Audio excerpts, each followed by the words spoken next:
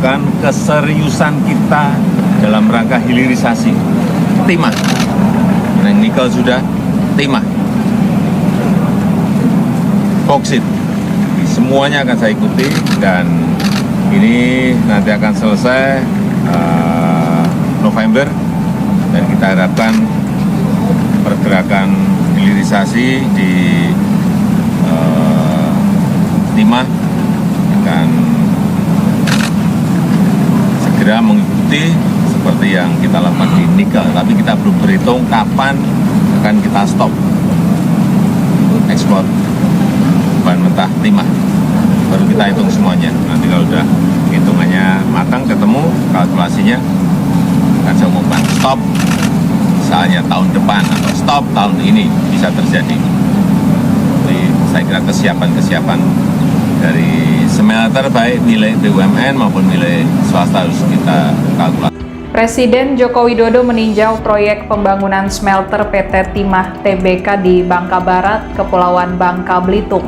Hari ini saya melihat smelter baru yang dimiliki oleh PT Timah.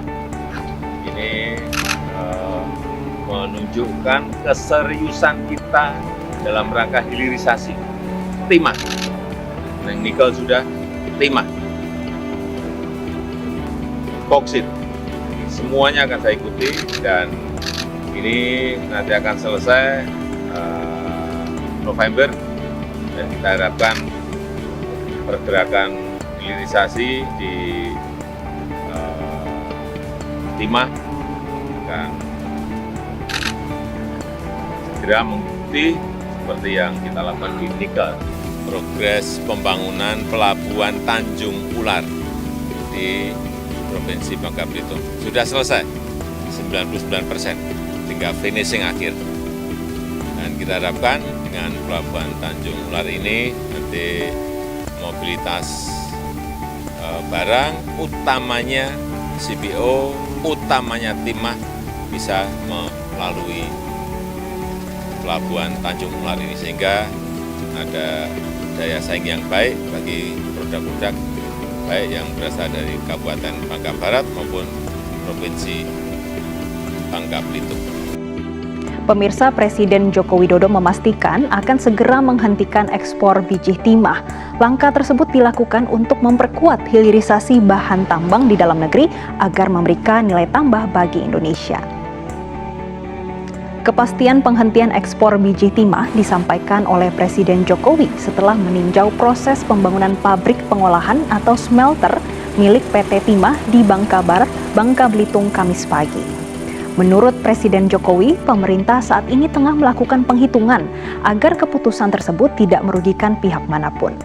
Presiden menilai berbagai persiapan yang dilakukan korporasi, baik BUMN maupun swasta sudah sangat bagus, sehingga dipastikan dapat memberikan banyak nilai tambah bagi Indonesia.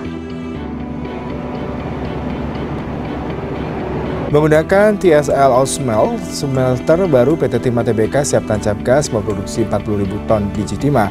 Smelter yang akan diresmikan Presiden Joko Widodo pada bulan Maret ini merupakan yang pertama di Asia Tenggara yang menggunakan teknologi TSL Ausmelt. Fasilitas pengolahan hasil tambang atau smelter baru PT Timah Tbk yang terletak di unit metalurgi Muntok, Bangka Barat ini menggunakan teknologi top submerged lens atau TSL Ausmelt. Teknologi ini sudah digunakan oleh 5 smelter lain di dunia, namun untuk Asia Tenggara, PT Timah Tbk merupakan perusahaan pertama yang menggunakannya. Dengan transformasi teknologi peleburan ini, PT Timah Tbk diharapkan dapat memaksimalkan konsentrat timah kadar rendah.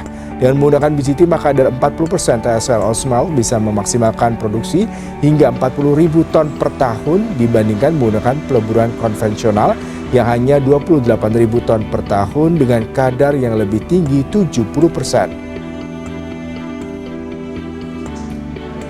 Mensikapi kondisi cadangan kita yang sudah mulai bergeser ke primer, kita butuh alat peleburan yang suitable, yang fleksibel untuk melebur biji kadar 40% ke atas. Itu satu. Yang kedua, dari kajian teman-teman tim, teknologi Ausmelt ini lebih efisien dibanding teknologi yang lama dari sisi cost. Tentunya dengan kompetensi saat ini dan kompetisi yang ada, tadi di beberapa tempat juga ada kompetitor kita yang di sebelah, depan, belakang, ya kita mesti improve nih. Jadi kita mesti cari efisiensi yang salah satunya kita temukan di peleburan ini. Kira-kira tujuan utama dua itulah. Sejumlah perusahaan timah swasta akhirnya kembali beroperasi setelah sempat terhenti selama hampir 1 tahun. 3 diantaranya bahkan sudah melakukan ekspor. Beroperasinya kembali perusahaan peleburan timah atau smelter swasta ini ditandai dengan kembalinya aktivitas perdagangan timah murni batangan pada bursa ICDX serta secara otomatis menghidupkan kembali pusat logistik berikat atau PLB ekspor Pangkal Balam, Pangkal Pinang, Bangka Belitung.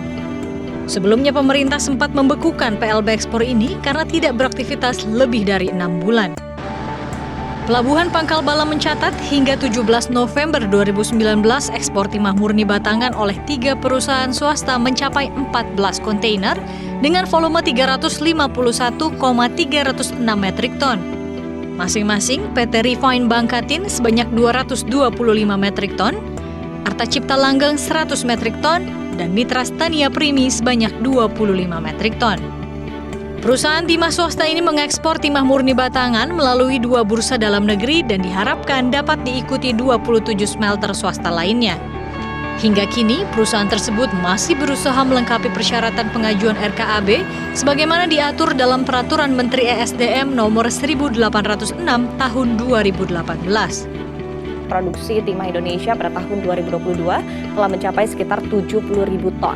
Jumlah ini berkontribusi sekitar 19% dari total pasokan timah dunia yang diperkirakan mencapai 379.681 ton. Produksi timah Indonesia pada tahun 2022 berasal dari fasilitas pengolahan dan pemurnian atau smelter PT Timah sebesar 19.825 ton. Sementara 54.000 ton sisanya berasal dari smelter swasta. Timah murni saat ini diincar banyak negara karena manfaatnya yang besar. Antara lain bisa digunakan untuk bahan baku, alat telekomunikasi, penyalur listrik, kaca, plastik, baterai, dan lainnya.